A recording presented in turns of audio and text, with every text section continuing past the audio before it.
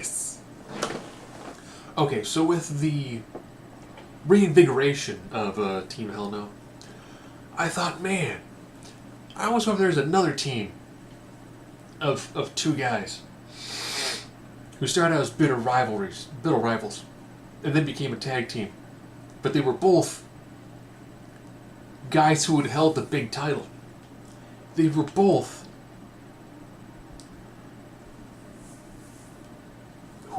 guys who were successful as a tag team.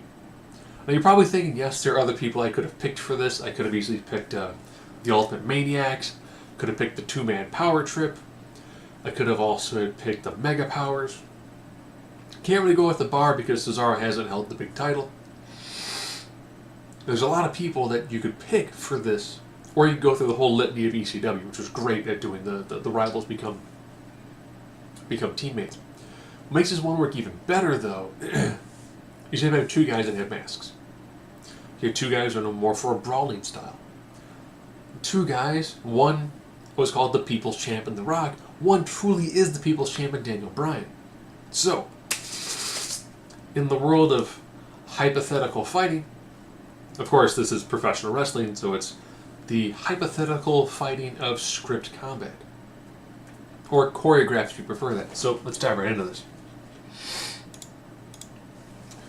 Okay, I'll begin first and foremost with strength. As you can tell with this, I do initially 4 things that end up having to do more with physical attributes, 4 that had to do a lot more with their in-ring styles, and the final 3 end up being the overall psychology of this.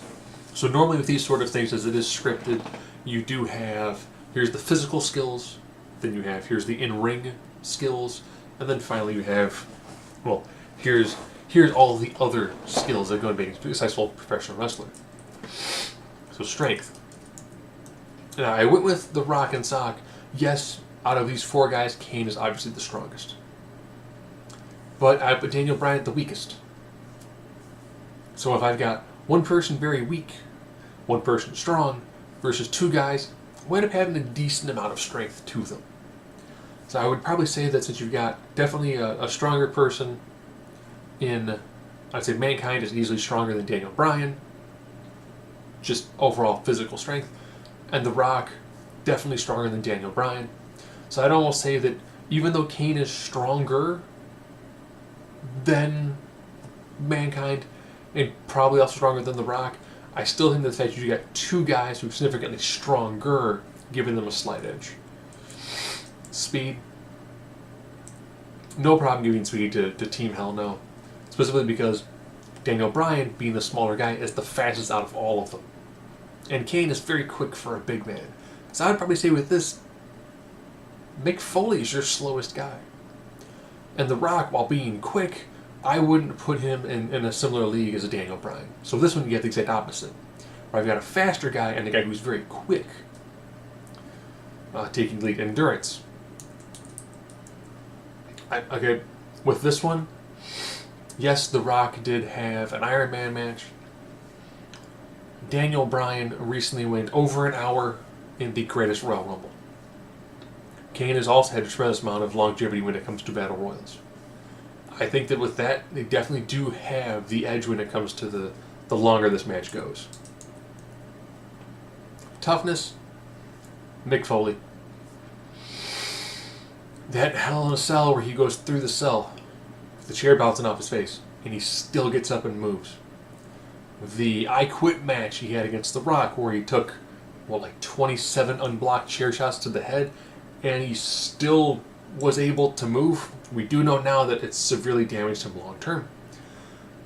And his Japanese death matches, I mean, what we've seen Mankind put his body through, Mick Foley especially, is incredible.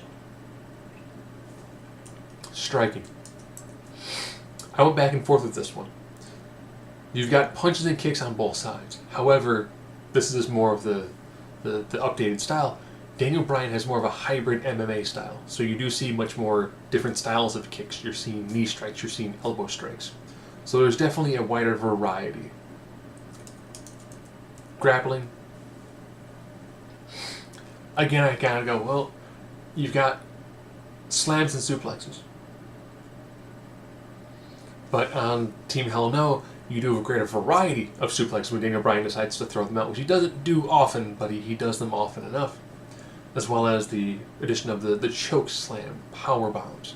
There's just a slight wider variety of grappling moves that you tend to see on Team Hell No than you actually have with The Rock and Sock. Going back and forth on this one. With Kane, are no submissions. With Mankind, technically, you could say the Mandible Claw, or Sacco, is a submission hold, technically. But he gets a pin out of it. Normally. People tend to not tap out from it, but you could tap out from it. But then I thought about The Rock's sharpshooter.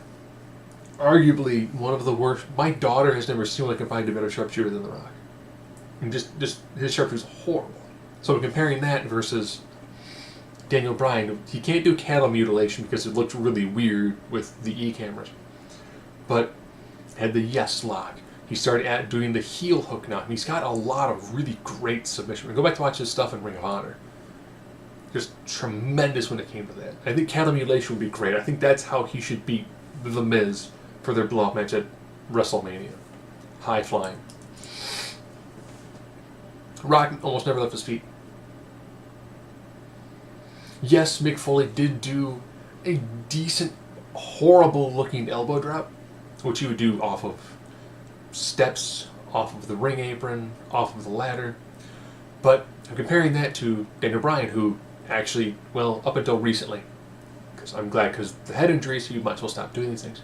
He used to do a lot more suicide dives, top rope headbutts.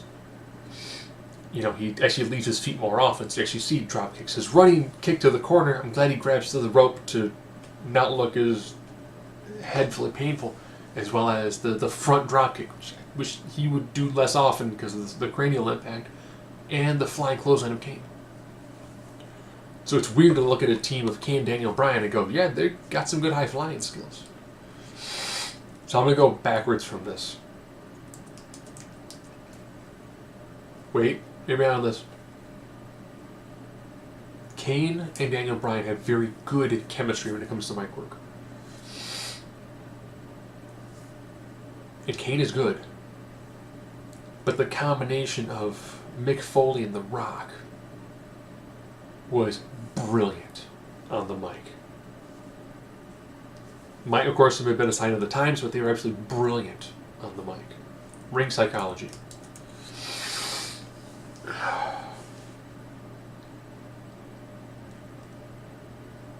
Both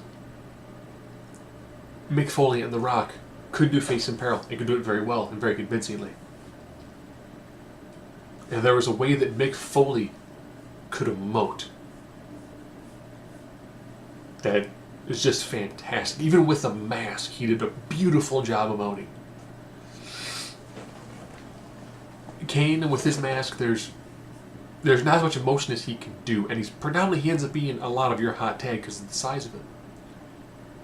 And I think we do discount The Rock's facial expressions. So I think the fact that you've got both guys who on The Rock and Sock who could be face and peril and really sell it to the crowd, that's a tremendous attribute there. I think Daniel Bryan has great ring psychology when it comes to the athletic side and the offensive and defensive side. I do think he did also well for the Rock and Mankind. But I think you just see a different level of it. I'm almost thinking that might be more of the Attitude Era and the way the crowd bought into everything versus what we see now, where the crowd doesn't buy in as much because, you know, we're all staring at our cell phones and making sure that we're getting a good selfie in when something's happening. And now over with the crowd.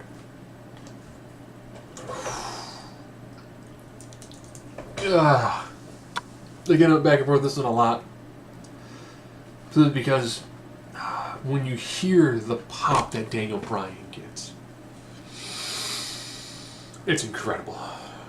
He is the last true babyface on the main roster. Maybe one day he'll hand that torch over to Johnny Gargano, but as of right now, he is the best pure babyface. People buy into him. His pairing with Kane works well. Crowd wants it. Why? Because they did a 5-year break from it. If The Rock were to come down, crowd's gonna go nuts.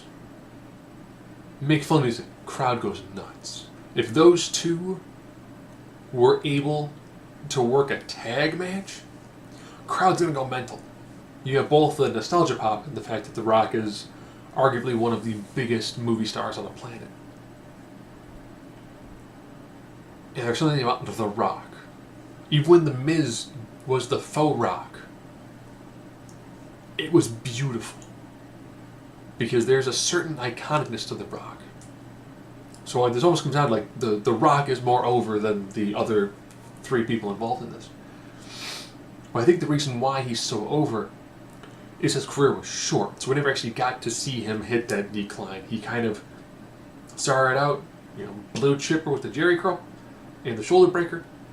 Always sold a smile. Nation. Became The Rock. Hit The Rock, stayed at the top. And then left. And he comes at just enough to pop the crowd. But I think the fact that he left on top, we never got to see him hit those bad moments where the character just did not work anymore. But of course, if you're looking at this mathematically, it's 6-5.